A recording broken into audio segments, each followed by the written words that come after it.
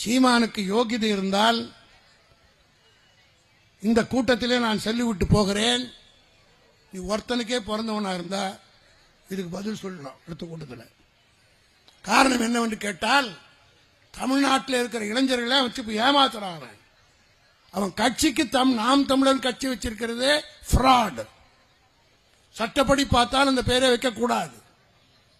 இங்க இருக்கிற மூத்தவர்கள் ஒரு 67 கட்சியில் இருந்தவர்களுக்கெல்லாம் தெரியும். இதே பகுதியிலே தான் சீபா ஆதித்தனார் நாம் தமிழர் கட்சியை துவக்கி நடத்தினார். அவர் என்ன செய்தார்? 1967 தேர்தலிலே திருச்செந்தூர் தொகுதியிலே திமுக ஆதரவோடு போட்டியிட்டார். அப்பொழுது வரை நாம் தமிழர் கட்சி இருந்தது.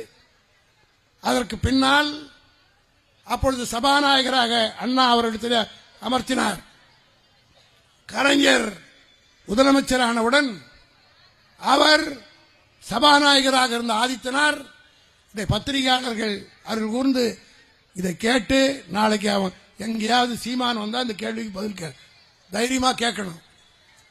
நாம் தமிழர் கட்சியை சீபா ஆதித்தனார் 1969 திமுகவிலே இணைத்து விட்டார். கட்சி கலைக்கப்பட்டு விட்டது. நாம் தமிழர் கட்சியே கிடையாது. காரணம், அதை கலைச்சிட்டு ஆதித்தனார் திமுகவில் சேர்ந்து திமுக மந்திரி ஆயிட்டார். அதற்கு பின்னாடி இன்னைக்கு போர்ஜரியா அந்த கட்சி பேரை வைத்துக் கொண்டு சட்டப்படி நான் கேஸ் போட்டான்னு வச்சுக்க, உன் கட்சிக்கு பேரே இருக்காது. பெரிய மனுஷன் ஆக்கணும். எல்லாரும் சொன்னது போல அது என் கை கொஞ்சம் பாபத்தான கை. நான் கேஸ் போட்டா அவன் வெளியில வரவே முடியாது. இதுல நான் நீதிமன்றத்துக்கு சென்று நீ பிராடுத்தனமா இந்த பேரை வச்சிருக்கிற, ஏற்கனவே திமுக மர்ஜர் ஆகிவிட்டது, நாம் தமிழர் கட்சி திமுகவில் இணைக்கப்பட்டு விட்டது, இப்போ எப்படி அந்த பேரை வச்சு நீ கட்சி நடத்துற? வாதிட்டியல்ல காசு வாங்கியிருப்பீல்ல. இப்ப அமைப்பு செயலாளர் ஐயா திருமதிக்குரிய ஐயாட்ட நான் கேட்கிறேன். அவர் தான் எங்க அப்பத்தாவுக்கு ஜாக்கெட் போட்டவர்.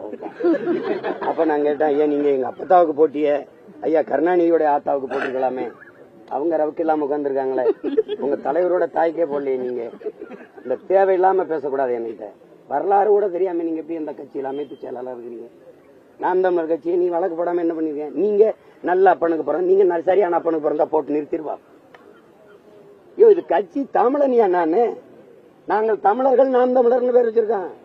இத வச்சிருந்தவன் என் தாத்தா தமிழர் தந்தை, அவன் ஏன் தமிழர் தந்தை? உடல் மண்ணுக்கு உயிர் தமிழுக்குன்னா உங்களை மாதிரி சனிய, அது காட்டு மிராண்டி, அது முட்டாளிகளின் மொழி அப்படிலாம் பேசலவன். உடல் மண்ணுக்கு உயிர் தமிழுக்கு நின்னவன் அவன் வச்ச கட்சி. அந்த எங்க தாத்தன் திமுக சேரும்போது கட்சியை கலைக்கல.